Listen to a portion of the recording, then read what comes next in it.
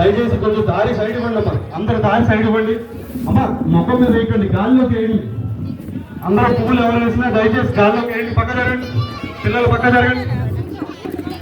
ఇప్పుడే మన విఘ్నేశ్వరుని దర్శించుకోవడానికి లెజెండరీ డైరెక్టర్ బోయపాటి శ్రీని గారు ఇచ్చేసిండ్రు.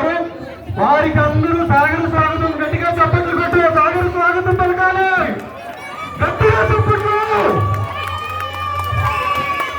గణేష్ మహారాజ్ కి జై, గణేష్ మహారాజ్ కి జై. మా ఒక్కసారి కొంచెం పక్క జరగండి, స్టేజ్ పక్క జరగండి. జై బలో గణేష్ మహారాజ్ కి, జై బలో గణేష్ మహారాజ్ కి.